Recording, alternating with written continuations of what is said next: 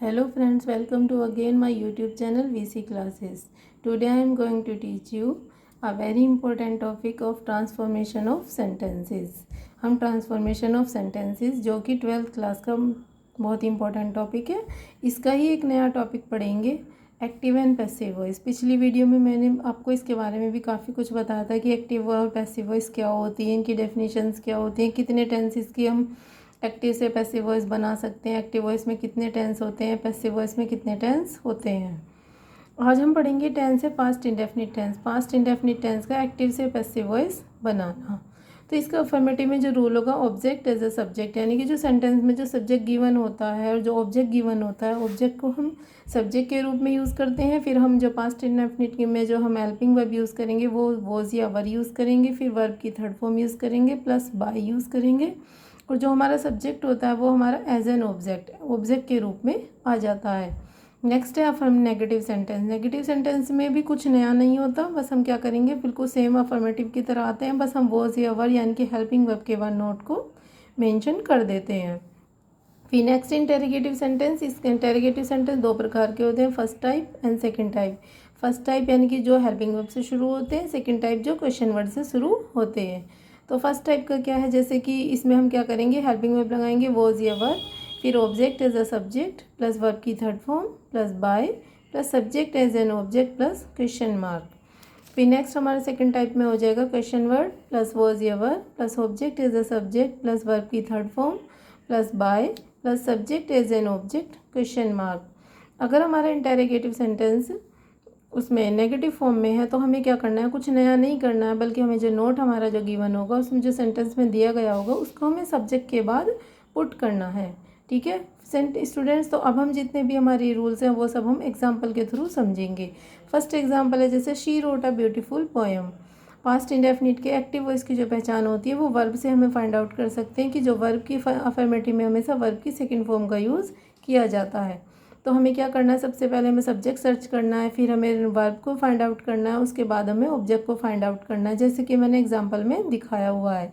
तो शी हमारा सब्जेक्ट हो जाएगा, रोट हमारी वर्ब हो जाएगी, ब्यूटीफुल पोएम हमारा ऑब्जेक्ट हो जाएगा।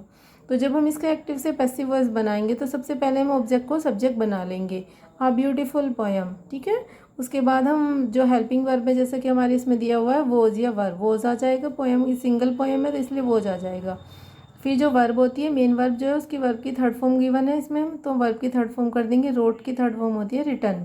उसके बाद हम बाय लिखेंगे, फिर उसके शी का जो ऑब्जेक्ट बन जाता है, ऑब्जेक्ट फॉर्म शी की होती है हर। तो इस तरीके से हमारा हो जाएगा beautiful poem was written by her. I hope students you will understand this. फिर नेक्स्ट आता है हमारे नेगेटिव सेंटेंस। नेगेटिव सेंटेंस में क्या होती है, पास्ट इंडेफिनिट की एक्टिव वॉइस की, उसमें डिड नोट का यूज़ किया जाएगा। She did note right a beautiful poem, did लगा है तो इसलिए वर्ब की फर्स्ट फॉर्म हो जाएगी।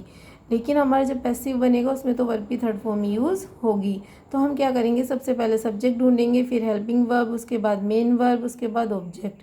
तो उसी तरीके से ऑब्जेक्ट जो है हमारा इसमें ए ब्यूटीफुल पोएम है, ब्यूटीफुल पोएम शुरू में आ जाएगा, क्योंकि जो हमारे रूल्स में जो गिवन दिया गया है कि object as a subject, object को सब्जेक्ट के रूप में यूज़ करो। तो यहाँ पे हो जाएगा अ ब्यूटीफुल पोएम। फिर नेक्स्ट वॉज या वर, वॉज लगा लेंगे, उसके बाद हम नोट पुट करेंगे, फिर वर्ब की थर्ड फॉर्म यूज़ करेंगे, राइट की थर्ड फॉर्म होती है रिटर्न, फिर बाय हर। तो इसके बाद हम आगे चलेंगे। आगे इसमें दिया हुआ है कि did she write a beautiful poem. ये इंटेरोगेटिव का फर्स्ट टाइप है, क्योंकि इसके जो स्टार्टिंग में हेल्पिंग वर्ब गिवन की हुई है। तो यानी कि did she write a beautiful poem. तो इसमें अब हमारा फिर से वही करना है हमें, डिड क्या है, हेल्पिंग वर्ब हो गई, शी हमारी क्या हो गया, सब्जेक्ट हो गया, राइट हमारी वर्ब हो गई, और ब्यूटीफुल पोएम हमारा ऑब्जेक्ट हो गया। तो इंटेरोगेटिव में बनाते समय हम क्या करेंगे, हेल्पिंग वर्ब लगाएंगे शुरू में वॉज, फिर ऑब्जेक्ट को सब्जेक्ट की तरह यूज़ करेंगे, वॉज अ ब्यूटीफुल पोएम, फिर वर्ब की थर्ड फॉर्म यूज़ करेंगे रिटन, फिर बाय, और उसके बाद हम लिख देंगे सब्जेक्ट को ऑब्जेक्ट के रूप में हर।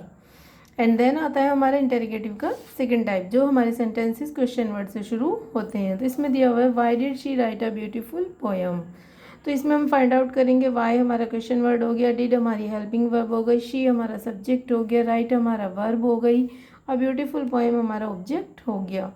तो अब हम क्या करेंगे, जैसा कि हमने रूल्स में अपने पढ़ा था कि सबसे पहले हमें क्वेश्चन वर्ड लिखना है, उसके बाद हमें हेल्पिंग वर्ब लिखनी है, जो हमारे पास पास्ट इंडेफिनिट की होगी। उसके बाद हमें ऑब्जेक्ट का सब्जेक्ट बनाना है, फिर वर्ब की थर्ड फॉर्म लिखनी है और बाय लिखना है, फिर एंड देन उसके बाद हम लिखेंगे सब्जेक्ट को, वो सब्जेक्ट का ऑब्जेक्ट फॉर्म में।